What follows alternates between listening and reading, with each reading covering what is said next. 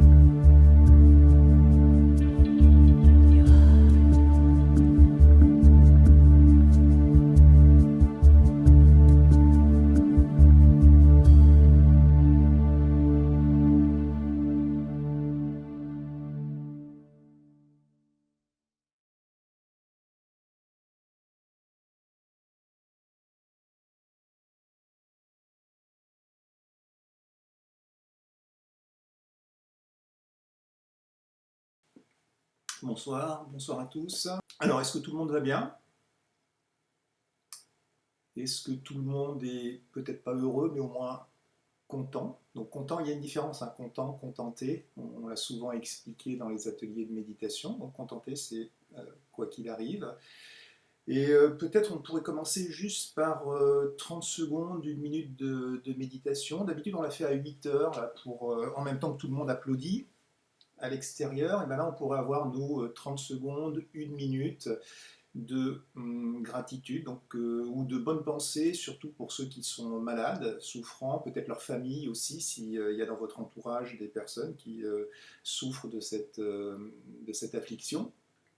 Et puis des pensées aussi pour tous ceux qui sont donc en première ligne, donc médecins, et puis donc ceux qui assurent aussi en seconde ligne au niveau de la bonne marche sociale, et puis également pour tous ceux qui sont dans des positions de décision, de gouvernement. Ce n'est pas une situation facile, il y a des injonctions contradictoires, c'est une situation qui est totalement nouvelle et il faut produire des réponses adaptées. Donc on prend 30 secondes, une minute pour envoyer à la fois des pensées de gratitude et de soutien à toutes ces personnes.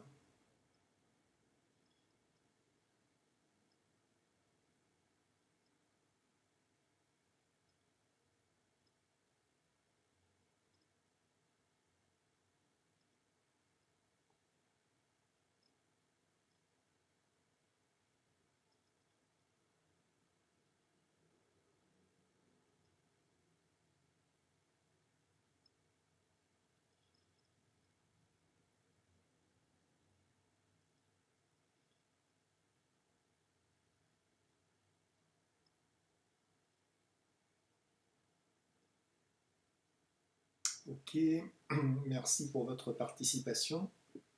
Et donc, oui, il y a cette notion d'appartenir à une société, d'appartenir à une nation, plus largement à une humanité, avec forcément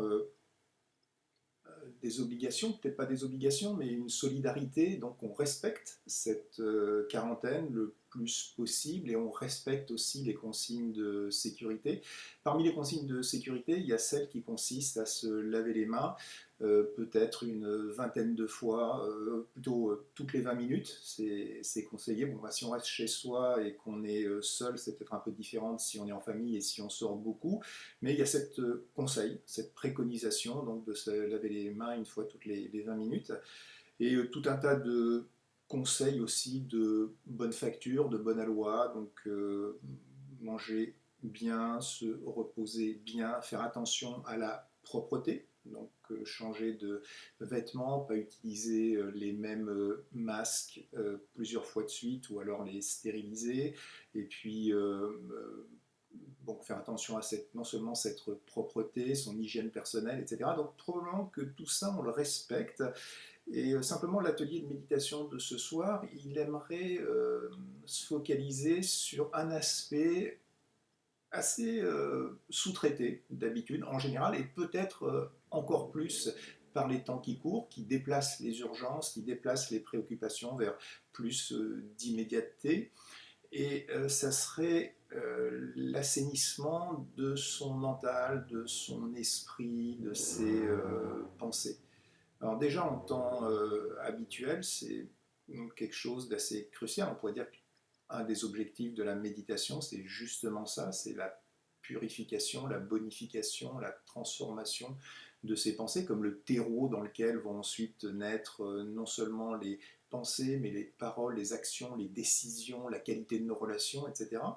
Mais peut-être encore plus dans cette période où il y a ce désir d'avoir un corps en bonne santé et donc de mesurer les répercussions entre le mental et le physique. Hein, il y a une relation directe qui a été prouvée aussi en milieu médical entre la santé, la stabilité mentale et puis le système immunitaire. Alors, qu'est-ce qui va, à votre avis, entacher ou polluer ou contaminer l'esprit, contaminer nos pensées. Donc au niveau des mains, on voit bien hein, le geste, et puis on va essayer d'enlever les germes, les bactéries, etc. Donc qu'est-ce que ça pourrait être l'équivalent au niveau mental, au niveau spirituel, au niveau émotionnel, au niveau des pensées? Donc je regarde s'il y a des réponses. Il n'y a pas de réponse, mais il y a des messages, il y a peut-être des problèmes de connexion.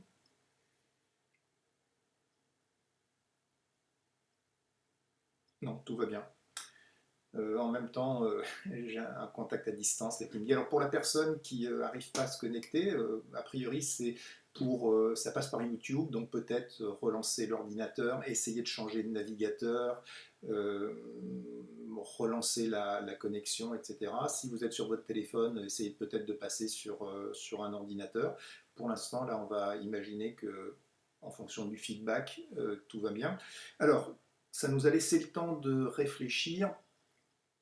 Qu'est-ce qui va finalement compromettre la santé de notre esprit? Qu'est-ce qui va compromettre notre bien-être intérieur?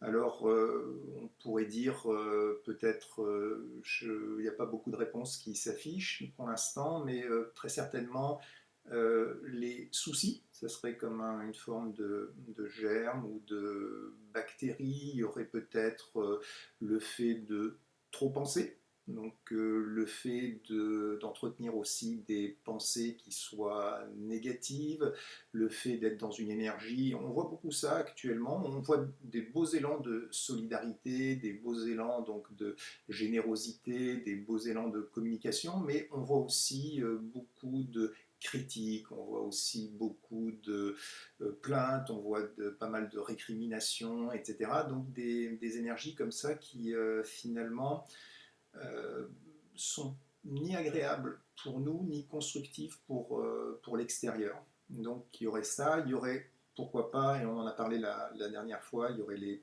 peurs, il y aurait l'anxiété, les angoisses, donc qui finalement feraient caisse de résonance, s'auto-entretiendraient avec d'autres peurs en train de flotter dans l'atmosphère et puis relayées par tous les outils de la technologie moderne. Il y aurait probablement la colère aussi, la colère contre soi, la colère contre ses proches. On vit dans des espaces un petit peu renfermés les uns sur les autres. La colère peut-être en regardant à l'extérieur, puis en voyant que c'est pas tout le monde qui respecte la quarantaine, et puis qu'il y a quand même des attroupements ou beaucoup de personnes qui en prennent un peu à leur aise. Donc tout un tas de pensées comme ça, d'états d'être qui finalement alourdissent l'esprit, compromettent notre bien-être, notre stabilité. Et le petit geste qu'on voyait au début, là, ça rappelait une publicité d'Airwick dans les années 90, hein, le stick Airwick, et c'était une bonne petite claque aux mauvaises odeurs. Et là, ça serait aux pensées malodorantes, ou aux pensées nuisibles, ou aux pensées négatives. Alors, peut-être commencer à voir les soucis. La dernière fois, on parlait de la peur, et les soucis, c'est pas franchement encore de la peur, mais on pourrait dire que c'est un précurseur. Un précurseur de la peur. On commence par une légère appréhension, on commence par des pensées un petit peu obsessives, commence par des projections mentales sur qu'est-ce qui pourrait se passer, etc. Et puis finalement, ensuite, ça prend de l'ampleur, ça fait boule de neige, et on peut se retrouver avec de l'anxiété, et puis un peu plus tard, donc avec de l'angoisse, avec de la peur, etc. Donc les soucis, les soucis. Il y a une phrase, c'est un auteur américain, de mémoire c'est Mark Twain, et sur son grand âge, il confesse, il écrit dans ses notes, donc j'ai vécu une longue vie, et une longue vie assaillie par les problèmes et les soucis, dont la plupart, si ce n'est la majorité, ne sont jamais réalisés. Donc, ce qu'il dit, c'est que c'est assez amusant. Donc, toute sa vie a été un petit peu phagocytée, accaparée par ses problèmes et ses soucis, qui, en fait, se sont jamais produits. Donc c'est ce qu'on estime en général, c'est qu'il y a une large partie des projections qu'on fait sur le futur qui ne se réalisent pas. Il y a même une sentence, une phrase qu'on vous a donnée ici dans le Raja Yoga qui résume assez bien la marche de la pièce de théâtre telle qu'on l'expérimente en tant qu'acteur, en tant que protagoniste. C'est en général ce qu'on pense qui va se passer, c'est pas du tout ça qui arrive. Et ce qu'on pensait pas possible, comme cette histoire de Covid-19, de pandémie, c'est ça qui se produit. Et on peut l'observer, c'est une généralisation, mais en tout cas, beaucoup des choses qu'on appréhende, ça ne se produit pas, on va dire une règle au pouce, comme ça, peut-être 70% donc, de ce qu'on appréhende, ce dont on a peur, donc se réalise pas véritablement. Et de l'autre côté, ces appréhensions se nourrissent peut-être d'expériences dans le passé. Et donc tout ce qu'on peut dire par rapport au passé, c'est qu'il y a probablement un enseignement à en tirer, et puis très probablement aussi le conseil de passer assez rapidement à autre chose en construisant sur cet enseignement. Probablement plus facile à dire qu'à faire, mais qu'est-ce que vous faites vous par rapport à vos soucis? Alors, quand il y a des soucis là, qui tournent en boucle, des soucis qui vous assaillent, des soucis qui vous rendent morose, qu'est-ce que ça serait vos trucs? Ça pourrait être peut-être d'aller voir des amis, une personne de confiance. Pour certains, ça pourrait être peut-être un antidépresseur, c'est un raccourci. Pour certains, ça serait aller faire du sport. Pour d'autres, ça serait regarder quelque chose donc de distrayant à la télé qui va changer les idées. Alors, qu'est-ce que ça serait vos trucs, vos astuces donc, pour combattre les soucis? Alors, comme d'habitude, comme on est en direct, il y a un décalage donc, de 1-2 minutes entre le moment où je parle, où vous entendez et où la réponse donc, s'affiche dans la fenêtre. Donc vous êtes quand même invité à le faire, ça permet aux autres de profiter de la sagesse collective, mais on va dire, voilà, tout ce qu'on vient de lister là, ça fait son office, donc probablement que un bon entretien physique, libérer son énergie dans le sport, pourquoi pas manger quelque chose donc, qui nous remonte le moral, etc. Ça fonctionne. Ce qu'on voudrait, que ça soit quelque chose qui ne dépende pas tellement de l'extérieur, et quelque chose qui soit plus nourrissant et qui constitue aussi, un petit peu comme il y a des sucres rapides et des sucres lents, et puis aussi donc des minéraux ou des vitamines, quelque chose qui vont reconstruire un terrain. Donc, quand on parle de ça, vous êtes en direct avec le centre de Raja Yoga de Nice, et donc c'est bien sûr de la méditation. Et la méditation qu'on voudrait proposer, c'est celle qui consiste à investir, qui consiste à se reporter dans un espace intérieur. Donc, il y a ce qui se passe à l'extérieur, on pourra y revenir en temps utile. La pièce de théâtre dont on parlait tout à l'heure, elle se déroule probablement comme elle doit se dérouler. Les dirigeants politiques à droite à gauche, ils n'ont pas forcément besoin de notre participation directe, de notre input dans les 5 minutes qui viennent. Donc dans les 5 minutes qui vont venir, on peut effectuer ce retour en soi. Non, comment est-ce qu'on va procéder? Donc cette idée, c'est de faire la différence entre l'extérieur et l'espace intérieur. Et c'est la fameuse position, une des premières positions qu'on voit en Raja Yoga, qui est la position de la tortue. Donc la tortue qui rétracte son attention de ses membres plutôt de l'extérieur, observe de l'intérieur de la carapace vers l'extérieur, donc l'environnement ambiant, et seulement quand elle estime que les situations est revenue à la normale, elle va reprendre sa progression. Du coup, pour nous, dès qu'il y aurait quelque chose comme ça, de l'ordre d'un souci, d'une contrariété, ça consisterait à repérer que c'est pas notre mode de fonctionnement normal.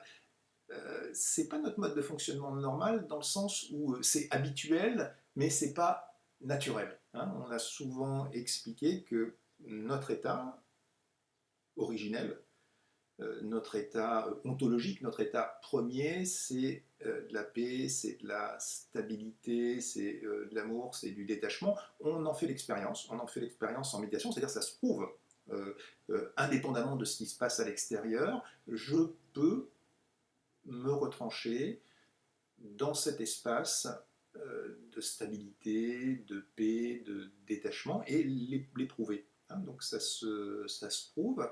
Et à partir de là, l'invitation, c'est de développer un petit peu comme on développerait de la musculation, un assouplissement des articulations, c'est développer cette faculté à rentrer en soi. Donc on peut faire cet exercice, donc imaginez la tortue qui regarderait donc par l'ouverture de sa carapace. Et nous, l'équivalent de l'ouverture de la carapace, ça serait ici l'ouverture des yeux.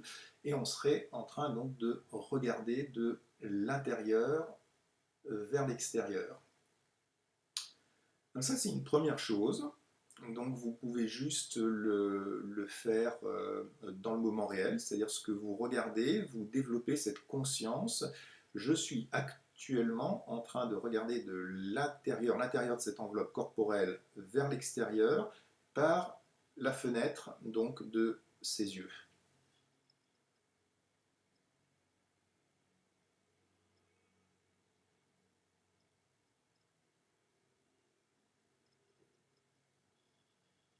Alors ça c'est le premier mouvement et le deuxième mouvement qu'on aimerait faire, c'est on vient de se détacher de l'extérieur, maintenant on voudrait se reporter à l'intérieur, donc là où il y a ce réservoir de paix, là où il y a ce réservoir de stabilité, là où il y a ce réservoir de joie, de bonheur, etc. Et donc ça, on va le faire aussi en méditation, donc vous continuez toujours à regarder vers l'extérieur.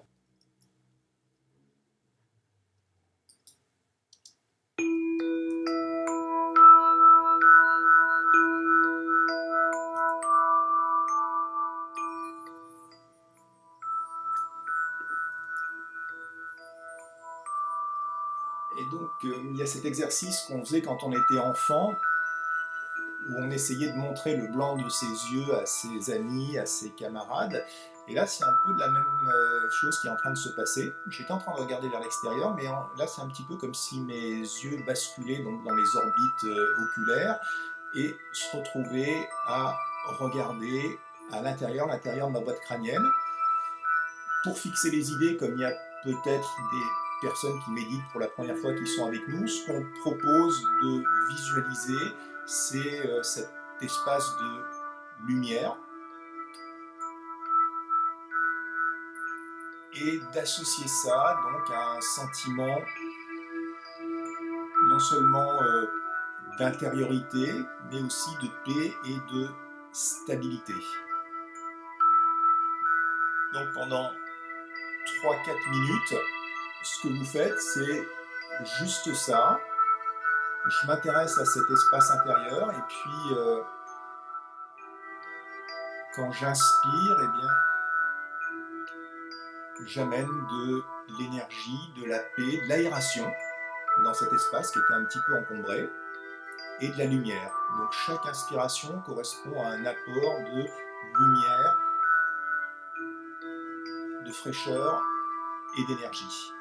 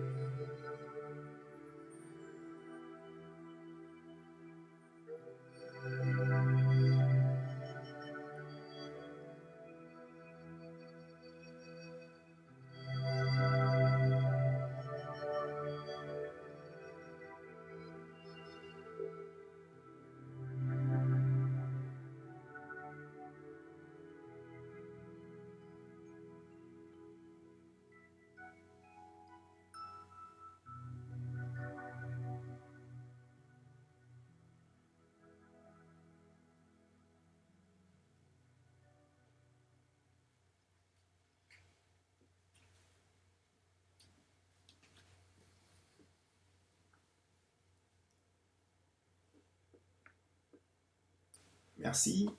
Merci pour cette méditation. Donc cette idée que, à volonté, il est possible de se retrouver. Donc déjà soi-même, et puis retrouver comme ça un espace de stabilité, de sécurité, et qui n'est pas une fuite, qui n'est pas une fuite devant la difficulté, mais un moyen de s'assurer qu'on est en train d'opérer donc sur les bases, sur ce qui est le plus proche de nous-mêmes, et pas d'une manière dysfonctionnelle, pas d'une manière donc inappropriée. C'est les pensées, c'est l'antichambre finalement où se décident nos choix, nos actions, où se construit notre futur. On a envie que ça soit de qualité, non? euh, Périodiquement, je m'assure que mes pensées sont de qualité. Et je me retire dans cet espace. Ça ne prend pas forcément très très longtemps, un petit peu comme si je touchais terre, et ensuite je rebondis et je peux m'avancer de manière apaisée, constructive vers l'extérieur. Donc, les soucis, hein, ce qu'on a dit, c'est habituel.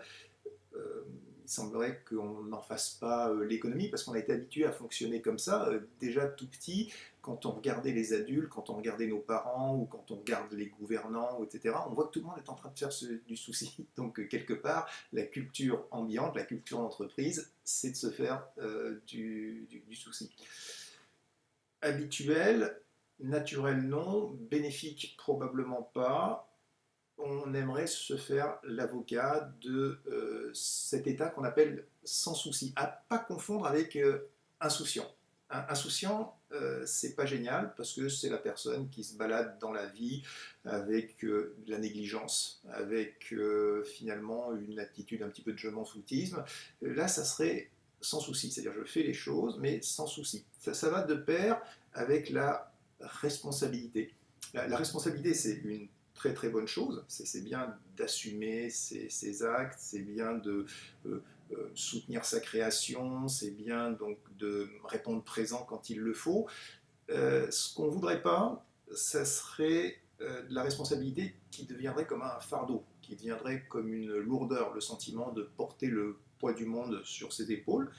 La responsabilité qu'on aimerait bien, ça serait celle du gérant, donc fait les choses un petit peu comme il doit les faire, il fait ce qu'il a à faire, mais quand la journée est terminée, c'est pas lui le patron, c'est pas lui le propriétaire, il a fait son boulot de gérant, il l'a bien fait, mais sans la lourdeur et sans les soucis qui vont avec. Hein. Donc responsabilité, également probablement l'activité, le fait d'être occupé. Hein, on a tout un tas d'occupations et on a une sorte de phobie quelque part des moments où on ne serait pas occupé.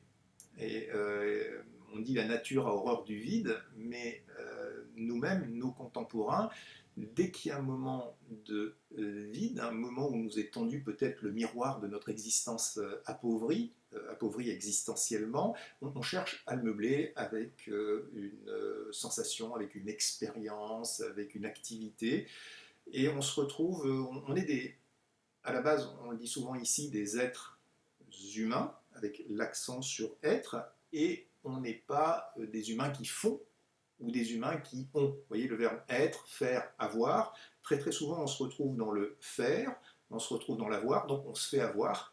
Et l'entreprise de la méditation, ça remet l'action sur l'être.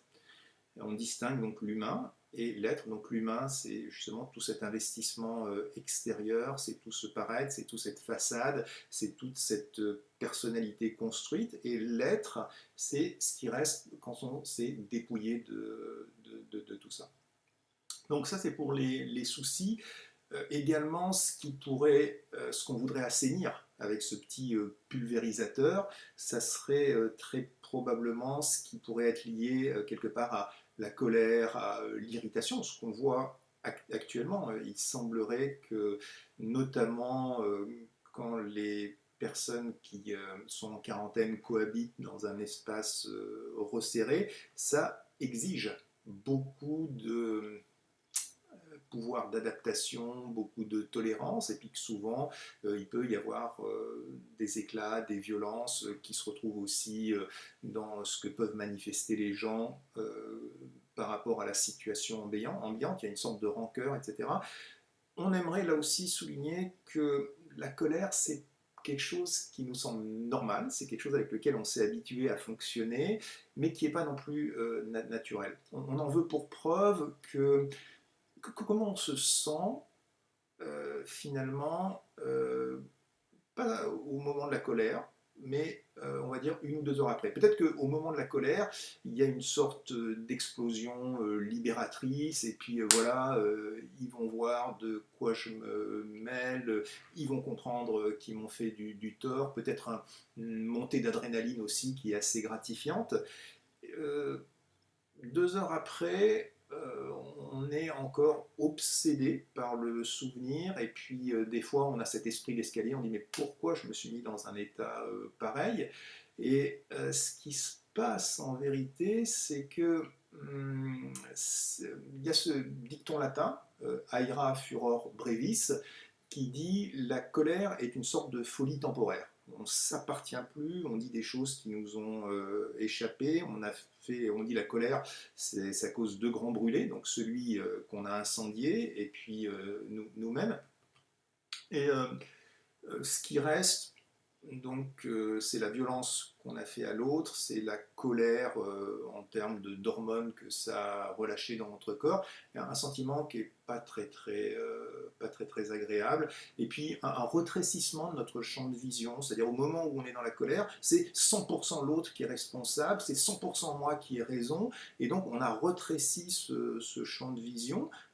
Après tout, l'autre avait peut-être des raisons, peut-être une souffrance derrière cette colère. Il se peut que moi-même, j'ai été pollué par des événements antérieurs dans la journée qui soient accumulés puis qui aient généré une réaction hors de contexte. Et dans le moment de la colère, je deviens aveugle à ça et mon champ de vision donc se rétrécit et j'ai une réaction, une vision de la réalité donc qui est totalement dysfonctionnelle, qui n'est pas à 360 degrés comme on voudrait pouvoir l'avoir, et ça se traduit par des paroles, des actions qui ne sont pas raccord non plus avec la réalité de la situation. Donc on aimerait là aussi, mais on ne va pas faire de méditation là-dessus parce qu'on a fait des ateliers sur la colère, on en fera d'autres, peut-être le mois prochain aussi, parce que c'est quand même une émotion qui est assez présente dans nos existences, assez présente dans la société, assez présente à un niveau mondial.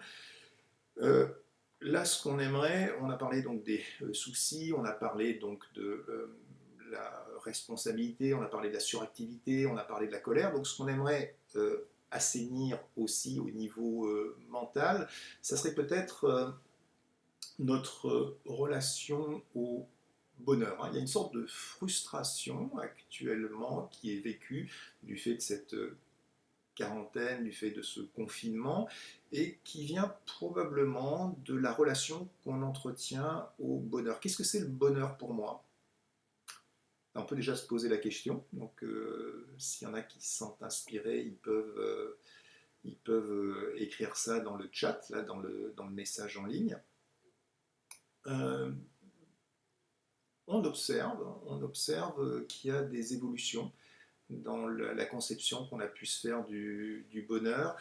Pendant très longtemps, dans les sociétés traditionnelles, l'idée de bonheur, il était relié à la tradition, il était relié probablement à la religion ou à la spiritualité, à une conception du monde qui était une conception de l'existence transcendante. Donc il y avait le plan matériel, mais l'accomplissement de la vie, le but qu'on assignait à son existence, c'était cet accomplissement, c'était cette réalisation spirituelle, religieuse. Et puis donc ça nous a accompagnés pendant longtemps, ça a fonctionné comme ça a fonctionné.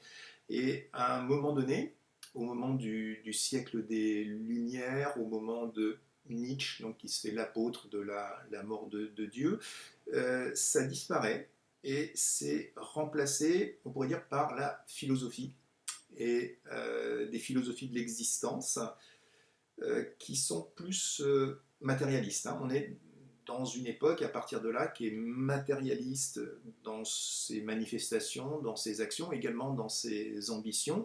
On appelle ça, dans le Raja Yoga, on appelle ça les ismes, des philosophies de l'existence, comme le socialisme, comme le communisme, comme le capitalisme. Et chacun, ils sont là avec des promesses. Ah, demain, ça sera le grand soir, c'est les lendemains qui chantent, donc ça c'est pour le socialisme, c'est pour le communisme, ou pour le capitalisme, ben, chacun va être riche en proportion de ses efforts, et puis il y a une sorte d'égalité qui va s'instaurer comme ça, et puis chacun qui trouvera son propre bonheur. Et puis, même ça, ça ne répond pas aux aspirations. Il semblerait que ça se pétrifie en rêve de pierre pour les régimes socialistes communistes, et puis pour le capitalisme, donc dans les impérities qu'on voit actuellement à l'œuvre.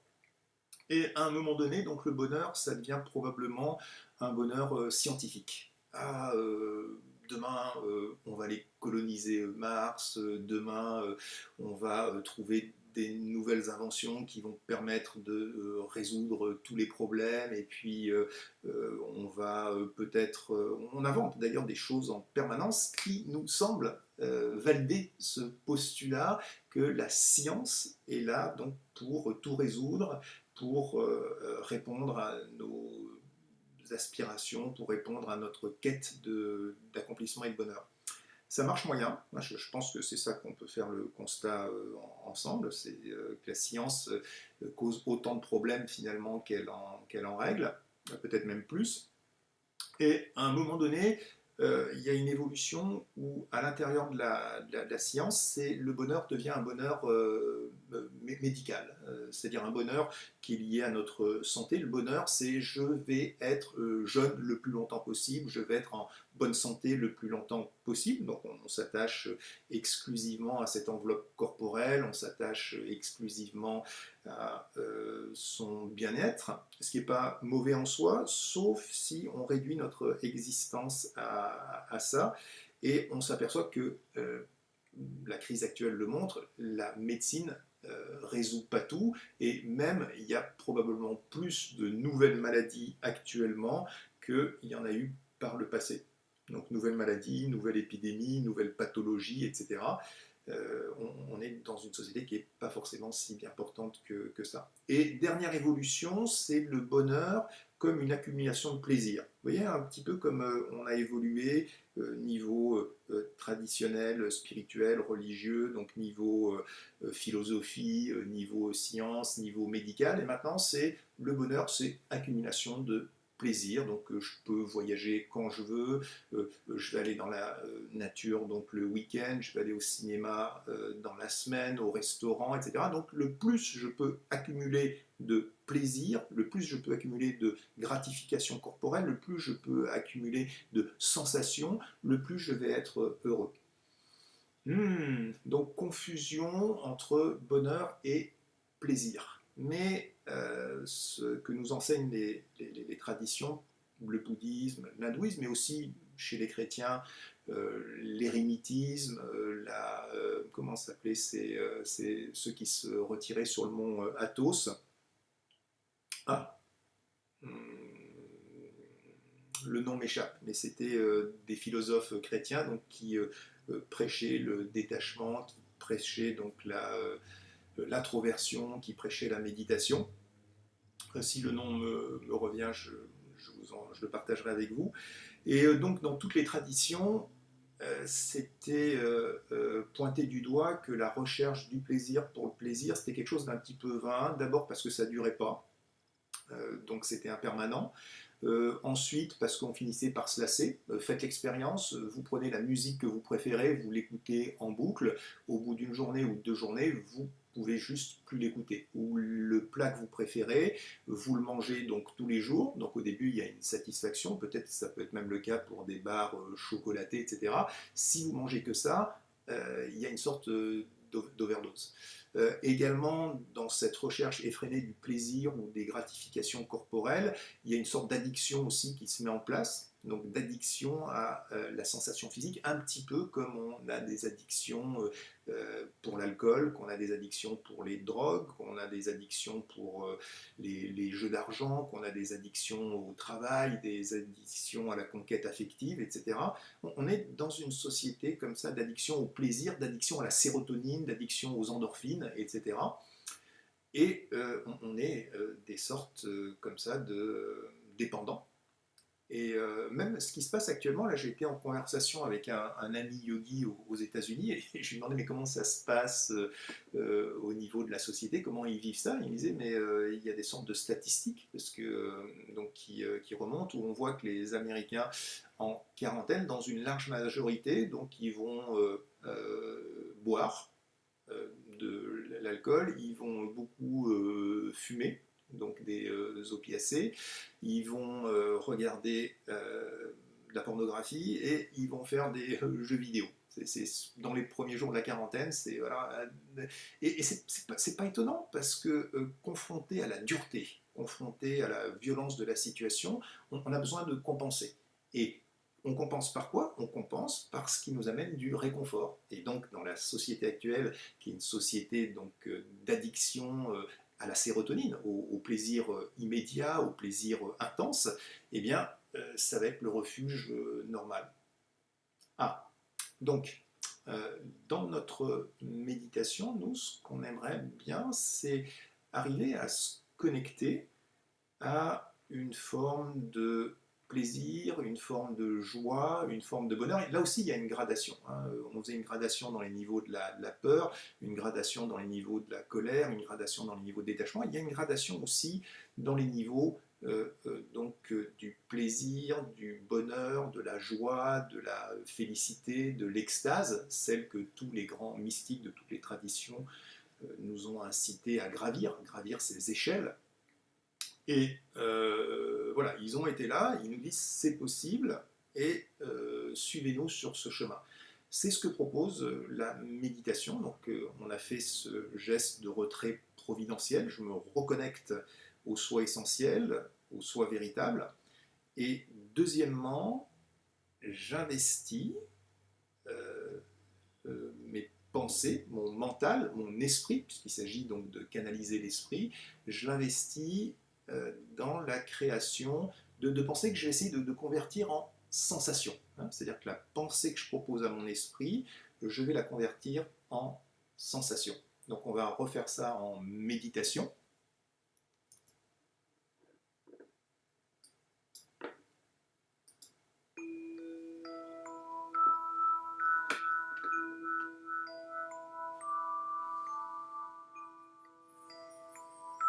Alors un bon moyen de procéder, c'est comme toujours la respiration. Et au moment où j'inspire, donc sensation, le mental apprécie déjà cet acte de respirer, il y a une sensation de fraîcheur, d'énergétisation, de renouvellement. Mais en plus, je vais associer ça à une pensée. La pensée, ça va être je suis en train, au moment où j'inspire, de prendre un comprimé, comme je prendrais un Doliprane ou un Aspégique, d'Afalgan, quoi que ce soit. Donc je suis en train de prendre un comprimé de paix. Donc j'inspire, je me dis j'absorbe ce comprimé de paix, je bloque la respiration. Et il n'y a pas forcément besoin de la bloquer très très longtemps, mais ça doit être possible, quelques secondes, juste pour ressentir la tablette en train de se dissoudre, la tablette de paix, et de faire son effet comme le ferait un cachet d'aspirine, un Doliprane, et donc infuser, diffuser dans tout le corps, se répandre à un niveau cellulaire, saturer tous les tissus, tous les organes du corps, de l'enveloppe corporelle, jusqu'au moment où je suis comme enveloppé par une bulle de paix. C'est-à-dire que je suis tellement rempli que cette paix déborde de moi et forme comme une bulle.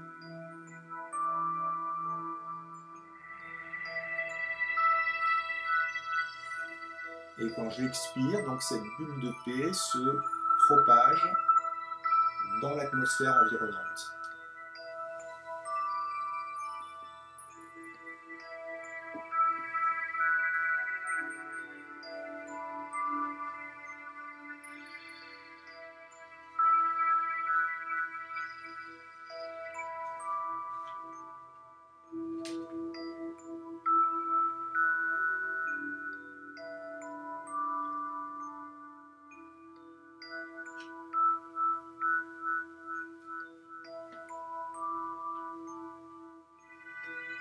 Et puis à présent, ce que j'inspire, eh bien, c'est comme si je prenais un comprimé, ça serait un comprimé d'amour. Un comprimé d'amour, aussi de joie, de bonheur. Et pareil, je bloque un moment la respiration pour permettre à ce comprimé de se dissoudre, d'emprunter les voies de circulation dans le corps et de saturer donc complètement mon organisme. Et quand j'expire, alors déjà il y a cette bulle d'amour, cette bulle de bonheur, cette bulle de félicité qui s'est formée. Et puis ensuite, quand j'expire, eh bien, ça se répand dans l'atmosphère. Et plus je le fais, plus je le deviens. Donc plus j'inspire la paix, plus je deviens de la paix. Et plus j'inspire et je diffuse l'amour, plus je le deviens.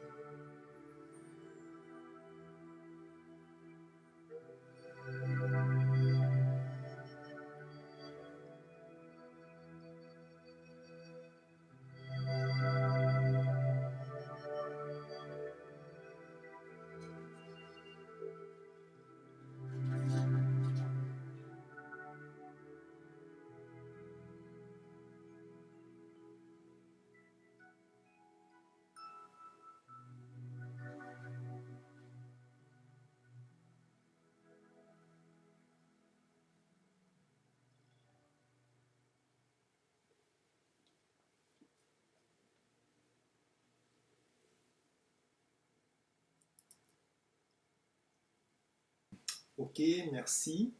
J'espère que vous sentez le mécanisme qui a été décrit, donc cette intériorisation et ce réinvestissement de l'espace intérieur, la reprise en main de son mental, la création de pensées qui vont correspondre à des sensations, et ces sensations qui vont ensuite finalement parfumer, disposer, assainir donc le mental ou l'esprit. L'esprit, c'est pas si facile que ça, hein. Donc ici, on est dans l'appartement témoin, puis on me dit ouais, venez, la méditation, c'est cool, ça permet de maîtriser le mental, ça permet de maîtriser l'esprit. L'esprit, c'est un outil merveilleux. Dans notre quotidien, c'est ce qui nous permet la création, c'est ce qui nous permet de ressentir, d'éprouver, etc. En même temps, c'est quelque chose d'assez déconcertant, et on parlait tout à l'heure des grandes traditions, mais tous ils se sont accordés à dire que le mental ou l'esprit, c'était pas quelque chose de facile à maîtriser, à discipliner, et c'était ça finalement le but de tout effort, de tout développement personnel, de toute transformation. Euh, il y a Saint Paul. Donc Saint Paul, c'est celui qui a rédigé à lui seul donc la moitié ou les trois quarts des évangiles. C'est lui qui a complètement répandu la bonne nouvelle des évangiles justement dans le bassin méditerranéen. Donc c'était quelqu'un, c'est un colosse spirituel. Néanmoins, donc, il disait mais c'est bizarre. Donc il confessait ça. Il disait c'est bizarre parce que ce que j'ai envie de faire, ben, c'est pas ça que je fais, et ce que j'ai pas envie donc de faire, c'est ça que je me retrouve à faire, parce que quelque part, donc son mental, sa pensée, son esprit, donc l'entraînait à faire autre chose. Donc quelque part, il y avait son jugement qui lui disait, puis qui l'informait que c'était pas top ce qu'il allait entreprendre, et quelque part, et ça rejoint un petit peu, on l'a déjà développé dans d'autres ateliers de méditation, donc les postulats des neurosciences actuellement, qui disent qu'il y a des chemins qui se sont créés, des chemins de moindre résistance qui se sont créés, donc des habitudes qui se sont forgées, des habitudes de pensée, ce qui fait qu'à un moment donné, on est en pilote automatique, et puis ce qu'on a fait jusqu'à maintenant, eh ben, c'est ce qu'on refait, et les mêmes résultats qu'on a obtenus, c'est les résultats qu'on continue à obtenir. Vous voyez le principe. Donc quelque part, à un moment donné, l'esprit, le mental fonctionne en pilote automatique. Du coup, la méditation vise à reprendre donc le contrôle du mental et à recréer des nouveaux schémas de pensée, des nouveaux circuits de pensée, et à réinstaurer finalement ce qu'on a envie de vivre, à permettre ce bien-être, et puis à permettre ce mieux-disant dans notre rapport à la réalité ou notre communication avec les autres. Alors, ça demande un petit peu d'introversion, mais finalement, qu'est-ce que je veux dans l'existence? Très probablement, comme un peu tout le monde, j'ai envie de la paix, j'ai envie de l'amour, j'ai envie du bonheur. Alors pourquoi est-ce que je ne me retrouve pas là-dedans? Je ne me retrouve pas là-dedans parce que je suis dans cette répétition, je suis dans cette cyclicité de génération de pensée, décision, parole, action. Donc je suis en train de créer finalement une sorte de cercle vicieux. La méditation, du coup, c'est ce cercle vertueux qui dit, ben, je reprends le contrôle de cet enfant indiscipliné qu'est l'esprit, et puis donc je lui propose un nouveau flux de pensée, je lui propose une nouvelle nourriture. On a ici une petite image qu'on présente dans les cours de méditation, et on voit cette surface de l'iceberg, et on sait qu'avec un iceberg, donc il y a les 1 dixième qui sont émergés, les 9 dixièmes qui sont immergés. Donc ce qui fait que des fois on se retrouve à agir contre notre meilleur jugement, c'est-à-dire que ce qu'on voit en surface c'est notre conscience, ce qu'on verrait en dessous ça serait notre inconscient ou ça serait l'émotionnel. Et ça, pourquoi on montre cette image, c'est qu'on voit que c'est quand même les 9 dixièmes. Donc ça veut dire que c'est pas magique, et ça veut dire que l'entreprise dans laquelle on est engagé, elle est assez gigantesque, parce qu'il y a ces 9 dixièmes qui sont plus ou moins dans l'inconscient, le subconscient, le préconscient, qui sont même inscrits à un niveau biologique, à un niveau neuronal, etc. Mais le message, c'est quand même un message d'espoir, c'est possible d'enclencher cette ingénierie inverse au niveau de la méditation. Donc c'est possible de recréer une nouvelle génération de pensée, une nouvelle génération de ressentis, une nouvelle génération d'état d'être. J'assainis mon esprit, j'assainis mon espace intérieur et je crée littéralement ce que j'ai envie de vivre. Comment ça marche? Comment ça marche? Ben, on vient de le décrire. Ça marche, mais de la façon suivante, c'est-à-dire qu'en plus de l'esprit, il y a une fonction en nous qui s'appelle l'intellect. Donc l'intellect, c'est pas j'ai beaucoup lu, j'ai beaucoup fait d'études, c'est juste la capacité à faire 2 plus 2, à raisonner, à comparer, à effectuer des opérations arithmétiques logiques. Et l'intellect, en fait, il devrait être capable de reprendre le contrôle de l'esprit. Et c'est seulement à ce prix-là, on va retrouver cette capacité, qu'on va retrouver ce pouvoir sur nous-mêmes. Alors comment l'intellect il récupère du pouvoir pour ensuite pouvoir gentiment conseiller, inciter à l'esprit, lui dire mais écoute, regarde, là tu te fais du mal, ces pensées que tu entretiens, elles te font du mal à toi, elles te font du mal aux autres, elles ne sont pas productives, elles t'ont toujours emmené dans des impasses, etc. Comment l'intellect il peut reprendre du pouvoir pour expliquer ça gentiment à l'esprit? L'esprit qui est comme un enfant indiscipliné. C'est seulement possible si l'intellect il peut se référer à un bon jeu d'instruction, il peut se référer à un bon programme, on pourrait dire ici une bonne connaissance. Et la plupart du temps, la connaissance sur laquelle on s'appuie, c'est une connaissance mondaine, c'est une connaissance factuelle, c'est celle relative à notre environnement immédiat, qui suit des médias, qui suit universitaire, mais universitaire au sens très limité, mondain, matériel du terme, et qui concerne que matériel, le rapport à la matière. Donc très très peu, on nous apprend à la fois dans notre éducation, dans notre milieu familial, qu'est-ce que c'est qu'une pensée, qu'est-ce que c'est que le penseur. Très très peu à l'université ou dans les médias, on nous apprend aussi ce que c'est une pensée et le penseur. Donc l'intellect, il a besoin de s'abreuver à quelque chose de plus nourrissant, quelque chose de plus essentiel, quelque chose de plus éternel, quelque chose de plus vrai. Et ça, on le trouve dans les grandes traditions. Donc actuellement, on a un supermarché de ces traditions, que ce soit sur Internet, que ce soit dans les librairies. Le Raja Yoga, c'en est une. Donc si vous êtes là ce soir, c'est probablement que vous lui accordez un certain crédit. Mais je dirais que l'essentiel, ça serait de s'approprier une de ces connaissances, de voir ce qu'elle me procure, et puis ensuite d'arriver à fonctionner avec. Donc le jeu d'instruction du Raja Yoga, il insiste sur cette nature spirituelle, sur cette nature de l'être au-delà de l'humain, donc l'humain, l'extérieur, l'humain, l'apparence, l'humain, le faire, et l'être, donc l'être véritable, l'être de pensée, l'être de conscience, l'être d'énergie, l'être, celui qui finalement anime cette enveloppe corporelle. Ok, donc on peut à nouveau refaire une méditation. Je regarde du coin de l'œil, on a encore un petit peu de temps. Alors,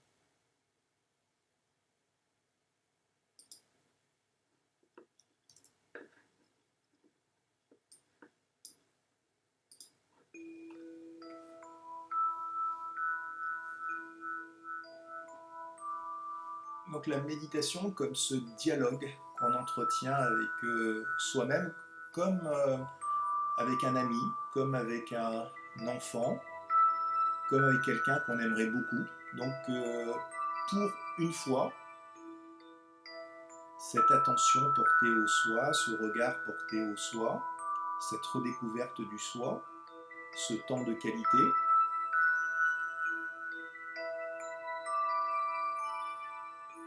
Et qu'est-ce que je m'explique à moi-même?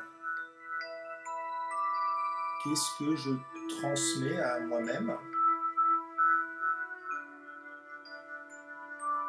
Et sinon, cette information que je suis de la paix, dans un environnement actuel où il y a beaucoup d'angoisse, où il y a beaucoup peur, de colère, de tristesse, je transmets cette information à moi-même, à mon esprit, donc cet assainissement, je suis de la paix.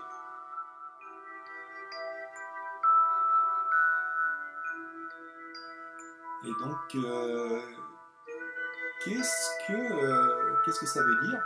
Je suis de la paix. Donc, qu'est-ce que ça veut dire au niveau de mes pensées? Donc, si j'étais vraiment de la paix, comment seraient mes pensées?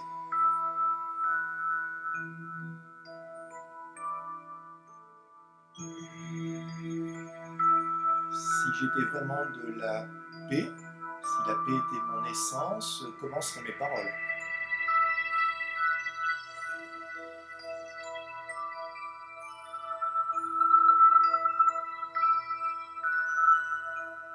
Si vraiment j'étais de la paix, comment serait mon relationnel avec les autres?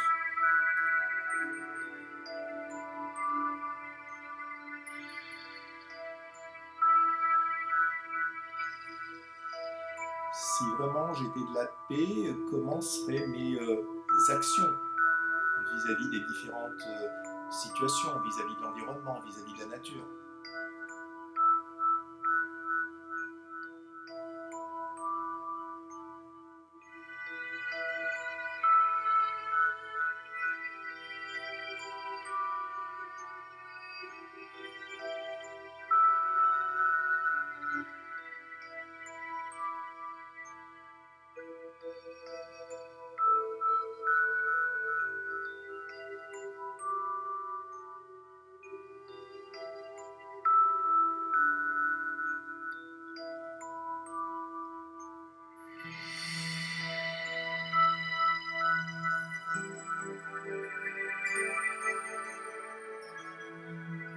À présent, je transmets à mon esprit, à mon mental, cette information. Je suis, je suis de l'amour. Donc en moi, il y a ce désir d'aimer, il y a ce désir de recevoir de l'amour. C'est parce que c'est mon essence, c'est ma nature véritable, originelle.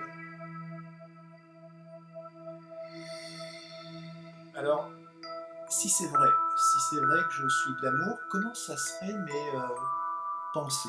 Donc, quelles seraient les pensées de quelqu'un naturellement aimant, naturellement tolérant, naturellement généreux?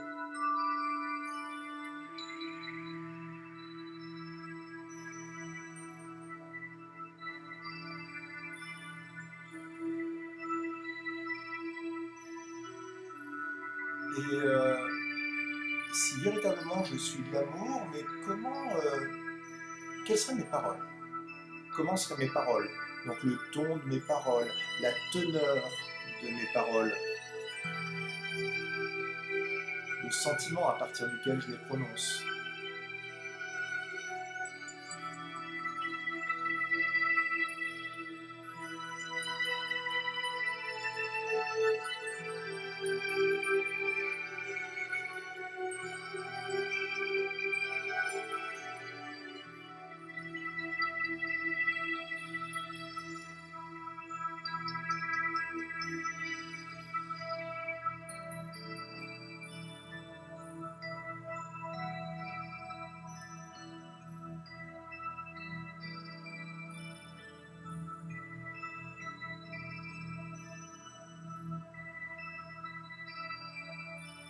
Et cette information aussi que je me transmets, c'est en moi, il y a cette aptitude au bonheur, à la joie, donc indépendamment de tout ce qui se passe à l'extérieur. C'est ça que je suis à l'origine, donc ensuite ça s'est trouvé occulté, ça s'est retrouvé recouvert par tout un tas de filtres, de gangs, mais à la base, il y a cette disposition, il y a cette propension donc à la joie, à la bonheur. Et donc, qu'est-ce que ça serait les pensées de quelqu'un qui serait naturellement dans ce bonheur intérieur, dans cette félicité, dans cette joie. Quel type de pensée aurait une telle personne?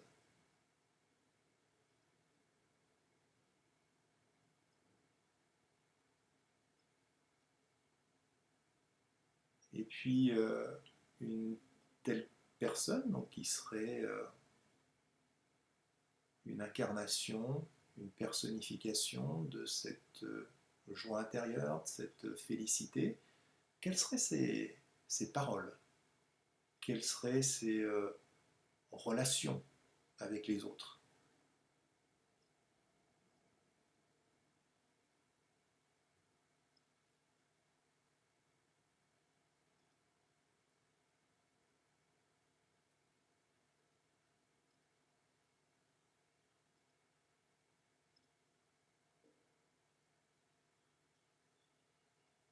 Et quelles seraient ses actions aussi? Donc vis-à-vis de l'environnement, est-ce qu'il serait encore en train d'essayer de prendre, d'essayer de retirer une satisfaction quelqu'un, donc quelconque, quelqu'un qui serait déjà installé dans cette paix, cet amour, cette joie. Donc quel serait le type de relation, d'action qu'il aurait avec son environnement immédiat?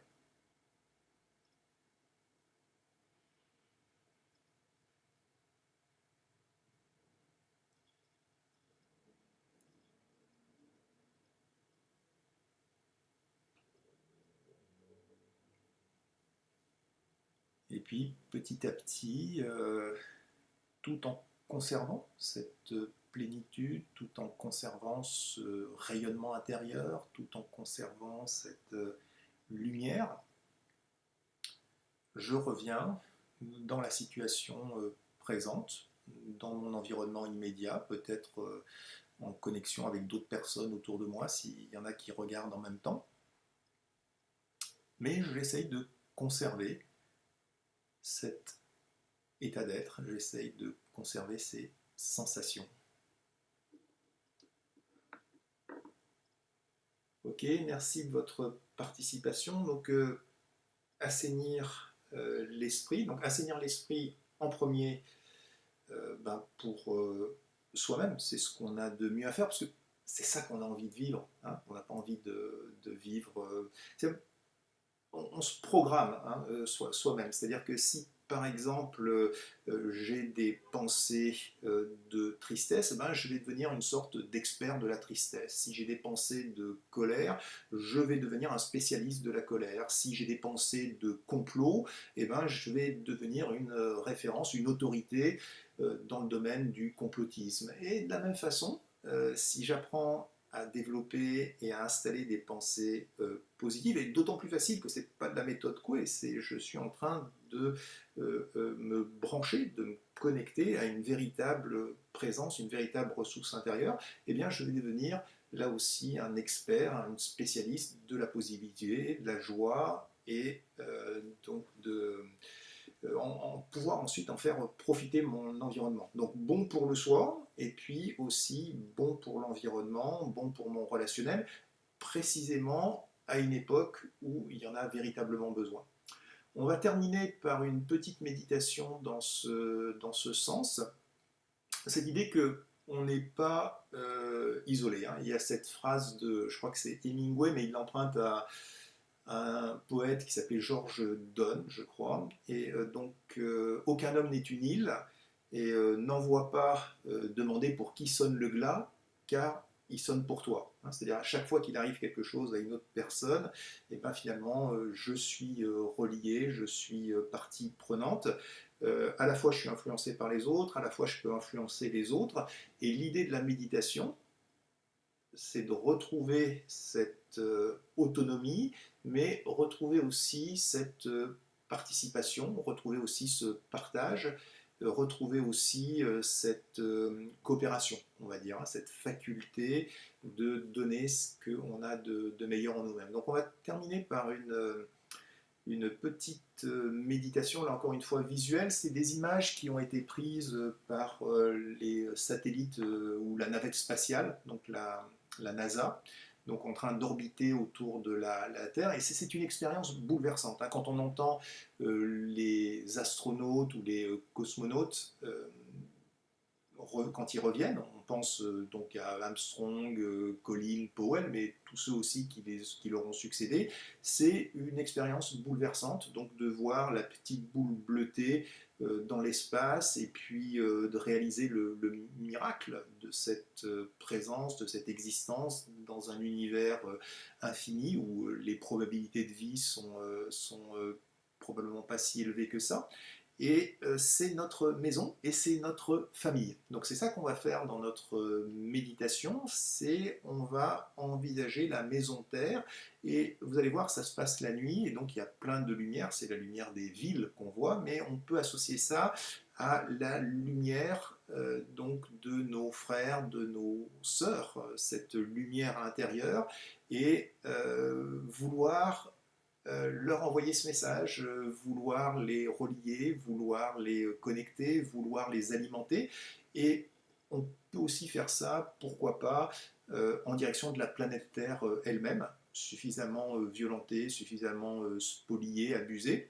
Et ça va être toute notre méditation et on va être plusieurs à le faire en même temps.